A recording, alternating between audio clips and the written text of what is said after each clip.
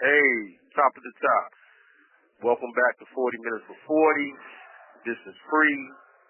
Reporting to you live from River North. Woo! I don't know where to stop, but I'm with y'all now, so, this is when I'm at my best. Just sharing with the people and giving the reform community information and stuff that can help make this better. So we went on lock September 1st, Labor Day. There was a fight. There was a weapon involved. No one died. It wasn't nothing like that. But a fight did break out with 3 or 4 guys in the pod. And a weapon was used. All of the people involved in the fight were immediately transferred to another facility, whether that's Wilders Ridge, Red Onion, whatever that may be. So in the course of this fight, they locked us down. So naturally, it's a fight, a weapon was involved, okay, 2-3 days, they got to investigate, make sure it wasn't, related to anything else that could spill over. So after a couple of days, they come in like, y'all got to do 30 days locked down. So everybody in the pod is outraged. Like, you could imagine, like, something that does not involve you happens with a weapon or whatever that was. They moved these people to another facility. They're no longer at this facility. And the other 91 or 92 of us have to be in our cell for 30 days. So everything spilled over. Like, everybody was, like, frustrated, angry, kicking the door, yelling. And I'm not going to say that that's right, but you're telling 91, 92 innocent people that you have to now be in your cell for 30 days for an incident that had nothing to do with them. So it was rough. Like, I'm not going to sit here and lie to y'all. Like, I don't do that. When I come on 40 Minutes with 40, it's just raw truth. It was rough. Like, it was a few people that mental health-wise couldn't deal with it. There was guys that wanted to get out the pod so bad that they laid on the floor. A couple guys got shot with the rubber bullets because they just didn't want to go back in because everyone felt so disenfranchised. Everyone felt so taken advantage of. Like, no one could understand why we would have to stay in our cell for 30 days for something that never... Let me bring this back down. When you're dealing with prisons and the conditions of prison, one of the most important things is safety. You do not want to inflict any mental anguish, strain, or anything on anyone because that in turn creates hostility. So justifying to us that we all should be locked down for 30 days for something that happened with 4 other individuals that were transferred. These individuals went to another facility where they were entitled to an hour or 2 of rec. I think it's 4 hours of rec a day in segregation or RHU, restrictive housing is what they call it. There's a TV in restrictive housing. You get to go outside every day or at least 5 days a week. You get access to different things like hot water, the kiosk, etc. So when these gentlemen left and went to this other facility, the next day they were able to take a shower, rec, and everything. Our shower schedule was every 3 days, sometimes 4 days. This went on for 31 days. We went in September 1st. We did not get out until October 1st. And we're officially out now because yesterday something happened and they had to keep us locked down. That's it or this. But let's deal with the mental health part. I watch people struggle. I watch people scream out to me because I'm the 40 strong guy. Free, why is they doing this to us? I didn't do nothing wrong. I miss my daughter. I can't go to school. I can't go to work. And what can I tell them?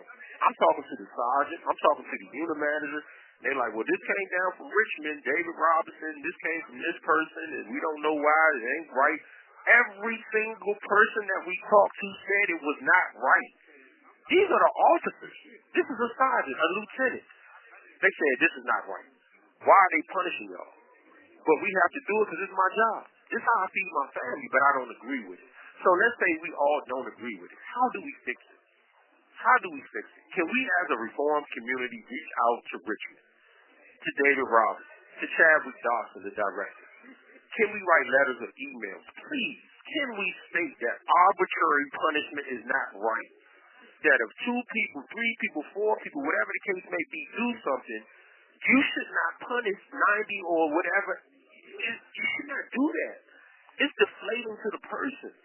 You have people that haven't been to school for 30 days, couldn't get a visit, couldn't talk to their children, their wives, their husbands. It's not right. And then when you're putting arbitrary punishment, corporal punishment, however you want to word it, on other people, it creates conflict with the person. Anxiety, strain. So I'm watching the guys come out yesterday and today, and you can kind of tell the effects of it. Like, it's real. Because you're literally stuck in a cell with the exception of a 15-minute shower every 3 or 4 days. The guys who were moved, they got wrecked every day. They used the phone. They looked at TV. So they're in better conditions where they are at whatever facility they are than we are. Being left here, innocent, having not done anything. Somebody make it make sense. Anybody. So all I'm asking y'all to do, if you're listening to this, if you don't think that that's fair, that we should be locked down for 30 days, that no one here done, proper protocol should state that anyone involved with the fight, with a weapon or whatever, we're not condoning it. 40 strong strictly condones violence. We have repeatedly put in our newsletters that we push for unity, we push for solidarity, we push for education, we push for love, we push for family building, we push for men to be fathers, we push for women to be mothers. We have consistently stated where we stand on the course of rehabilitation. Now, with that said, let me say this. The protocol should be, if people are involved in an incident, and it's involving a weapon, a fight, or whatever, those people should be removed. We know that. We agree with that. There's nothing wrong with an investigation being done. That means you're going to ask everybody, was this involved with someone else? Is there any way that this could lead to something else in the pod? Once the pod goes through this process, 2-3 days, it could be 4 days, whatever it takes to get us back out. Those 90-something people should be able to go back to school. They should be able to call their families, visit their loved ones, work their jobs, and continue on with their progress. To leave people inside of a cell for 30, 31 days for something that they didn't do creates conflict. We had at least 7 to 8 people that just couldn't make it. They just would not. This really happened. So if this is the case, what can we do? Can we get assistance from the reform community, organizations, families that's listening? Can you step up for us? Email. Can we reach out to DOC? Can we come together, put stuff on a post? The email addresses, we will post them. You got chadwick.dotson@vadoc.virginia.gov. The same will be with david.robinson@vadoc.virginia.gov. Can we reach out to people? Like, because this is not right. It's not right.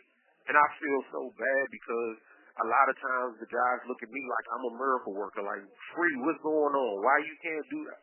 There's nothing I can do. I yelled out the door, hold on, man, breathe, right. You know, I tried my best, but I can't tell a person, like, who hasn't done anything wrong to not be concerned or feel a certain way about being in the cell for 30 days. There was nothing I could do for my own mental health. I wrote, I read, I tried to stay active inside of my own mind because it was hard for me. So I'm asking now for the reform community to reach out about this. This is the most dangerous thing right now for DOC, that people are being continually punished for the actions of a few. And this punishment is not a day or two. That's understandable. You have to investigate and everything. But when you're talking about 30 days of a person's life, 30 days, 2 weeks, whatever that may be, that's excessive. When the other person is going to another facility to go outside, use the phone, etc. All right. So that's done. So here we go. We are back. Welcome back to 40 Minutes with 40. This is Free, the founder of the 40 Strong, and we're going to get back to work. We have a great show coming up with Capo. Should be out the next day or two, basically dealing with youth empowerment, the youth struggle, everything that the youth deal with. Capo is a young man that I met out of Norfolk. Liked him, very, very, very good guy, man. Just chill, very well spoken. But as I got to know his story about growing up in a group home and how he got his high school diploma while he was at the group home, et cetera, et cetera, et cetera, I decided to let him host the show. So we had actually began the show before we went on the lockdown, September 1st. He had done a couple segments. He was about to do a couple interviews. So we're going to get that done this weekend. Hopefully y'all stay with us. Tell, whoever you can tell about 40 Minutes with 40. Get us some followers, man. We're going to bring you some real good information, educational. We're going to show you prison, but show you also how to fix the things that are wrong. Please check out the Facebook, the THE40 FORTY space strong at Facebook.com. I wrote a series called Surviving and Thriving in Prison. I also tackled conditions in DOC where I spoke about rehabilitation, safety, reentry, pretty much everything. Like, it's a nice series that's going to be up. So we're going to be posting those. Those will be on the website as well, the40strong.com. We're going to get those put up too, but that's coming up this week. Please check that out. It's a great series. It's a bird's eye view of prison, how it affects the mental health, the struggles, everything. Like, I put my heart into it. I had 30 days, so I don't think I wrote 6 books. I don't think I've ever wrote anything as impactful to really show what goes on in here. So that's coming up too. The election, November 4th, where my step is at. Let's go. We not resting on no laurels. I don't know what the numbers are saying, what the percentage is saying. We are supporting Abigail Spanberger, Gisela Hasmi. We will be with them. Lieutenant Governor Hasmi has been a great supporter of us. Whenever we reached out to her as a senator, she has responded back to the 40 Strong. Abigail Spanberger, support of parole, smart reform, and all of these commercials about all this criminal stuff. I looked at the polls. The polls concern is, number 1, the economy, number 2, democracy, number 3, healthcare, number 4, education, and number 5, crime. 6%. Out of the people polled for the early voting, 6% of the people said that they were concerned about crime. Virginia is continually the lowest state with recidivism. That means when people leave prison, they don't come back. Virginia has continually had a crime decline over the last 2 years. Prison decrease, top 5. The beds are getting lower and lower. Prisons have closed. Augusta closed. Yes, Subject 2 is closed. You have 1 minute remaining. I gotta finish. I know she said 1 minute, but I'm gonna call back and finish this up. This is a part of the show. Like, the lady coming on, cutting me off is a part of it, but I will finish this up.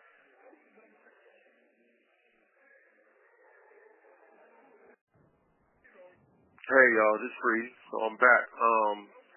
So what I'm saying, Powhatan is closed, Southampton is closed, the list goes on and on. Brunswick closed. Prisons have been closing over the last 10 to 15 years. So people are going home and doing right. Does every person that's released from VA DOC not make another mistake? Of course not. We're not living in a mistake-free world. So there are those who do go home, struggle, their reentry is not correct, they don't have the resources they may need, the family support, and they may make a mistake. But the commercials stating that all of this crime and people need to be locked away forever, we're not buying into that. So I'm asking the reform community to join together. We have some great candidates that we've been reaching out to. We need help for Lily Franklin and Roanoke. If you're in Roanoke, you know people in the Roanoke area, we need Lily Franklin. She's supportive of responsible reform. We need Gary Miller out of Danville. You You got people that you can hit, put it on Facebook. Like, we have to know what we're doing when we're seeking progress. Progress starts with positioning. If we have the right position, we can win. So I'm asking the reform community to join together in these last 30 days. We have 30 days until November 4th. Let's move together. Let's get the candidates in that we can help. Let's get the help that we need on February, General Assembly. Y'all know what that is. We got to go to the General Assembly. We have to show up and support each other's bill, whether it's second look, probation, parole things. Ms. Kennedy has some great things coming up. Fair, accountable, invested rehabilitation. Check out the bill. It is on the website, the40strong.com. We do have it on Facebook. Fair, accountable, invested rehabilitation. Reward those for working, for getting an education. If you get your GED, you get a couple days off a month. If you've been working 5, 10 years, you get days off per month. If you were taking classes, business management, if you got your paralegal certification, if you're in college, if you've been charged free for 3 years, 5 years, 10 years, it rewards you with days. So we have to redo how we think about reform. We can't lock them up, get rid of them, and no, we don't. Why do we want to do that? Yes, some people may be irredeemable. I can't decide that. That's not for me to choose. But I do know there are people that I see every day that want to go home, work, be with their families, love their kids. I talk to these men every day. I watch them go to school every day. I watch them go to work every day. I watch them come out here every day. I've watched it. We have classes in this pod. We have unity groups in this pod. We have manhood group in this pod. We're about to teach Spanish in this pod. We're about to do a business class in this pod. All of these things were going on before September 1st. This was the only pod on this compound that had structural learning, mentorship. So the situation that happened September 1st, it set us up. A lot of guys is asking, so I guess the class is over. No. You don't let something bad that happened to you stop you from your progress. So we're going to go back to doing the classes. We're going to have man time this week. We're going to have a guy teaching Spanish this week. We're going to start doing our financial and business classes this week. So we're going to overcome the hurdles that were set for us to be better. On another note, I'm calling for nonviolent actions in Virginia DOC. Too many fights, too many incidents like the one the other day. I'm calling for nonviolence. If you have a loved one, a friend, a cousin, anyone in any facility, please tell them we have to be better. We have to be better. No, it's not everybody. No, it's not. In reality, it's not even overwhelmingly violent. If you have 3 or 4 and 5 incidents a year, what's that, one every 2 or 3 months? But that's too many. When we're saying that we're trying to redeem ourselves, when we're saying we want second chances, it's too many. It's too much ammunition for those who say we can't change. I'm calling for nonviolence. Free. Founder of the 40 Strong. I know many of your loved ones. I know many of your family members. I know the majority of the reform community. We're calling for nonviolence right now. We're calling for all of these disputes. He owed me $20. We have to redo our mind. The prison way of thinking has to be renewed. Man, you said something about my shoes. Man, you know you owe me $25. You don't have my money. No. So challenge your loved one to challenge those around them. If it's not protecting yourself, I'm not saying people protect themselves on the street. So I'm not saying if someone imposes on your space, goes in your cell, tries to hurt you, not to protect yourself. I'm not saying that. But I'm saying the senseless incidents, the petty stuff, the stuff that you can, he owe me 30. I'm not going to deal with this man no more. Okay, he's talking crazy. I'm going to stay away from him. These are the things that we have to teach each other. These are the things that families, friends, the reform community have to hop on. Y'all have to say that. Y'all have to hold us accountable. We can hold ourselves accountable. It's nothing like your girl, someone that's out there on the street saying, look, I don't want you to get into nothing. I don't want you stabbing nobody. I don't want you fighting. And a matter of fact, the guys around you tell them the same thing. This is what we have to be. Because once this is straight and we're all educated and doing what we're supposed to do, we can get more help. The laws will keep changing. I just want to thank everyone who listens. Like I said, please share this with a friend. Anyone in the reform community. You know I got mad love for the reform community. Like really, really, really, really. We're ready. We're focused. We got 30 days to the election, y'all. Please speak with someone. Like I said, we got Lily Franklin in Roanoke, Gary Miller in Danville. We have a few other delegates around the state. You can check on that. We will have that information on the website, the40strong.com. But that's it. I think I'm going to wrap it up. I appreciate you. Look out for that new show by Capo, the Youth Takeover. Great show. We're going to go ahead and get him on today, get that done. That will be out. I'm going to have a few other things coming up. Fair, accountable, invested rehabilitation. I'm going to have that show coming up, basically talking about it, interviewing guys about how it will affect them. And that's it. I appreciate you. Please stay encouraged. You know, you and your families, I know it's tough out there. They got government shutdowns, jobs, this. Stay focused. Stay focused. Don't get discouraged. Whenever something gets in your way, find a way to go around it, go under it, or go over it. Be better. When you go through challenges, make yourself better. The one thing that I always commit myself to on lockdown is being better. So in that 30 days, I ate better. I was reading. I was working. I was just focused because I knew that when we came out, that what happens this next 3 or 4 days, the next week, is going to be a direct reflection of where this pod goes. And when we were making so many strides with the young guys, with the classes and the mentorship and the unity, we had Bloods and Crips, GDs, everybody, all the Kings, hanging together, sitting together, talking together. I'm telling you, D2, River North, this was happening. We're not trying to lose that progress. So we're going to be going back to work, me, the mentors, you know, so my message to you, whatever you're going through in life, don't worry about it. It's going to be all right.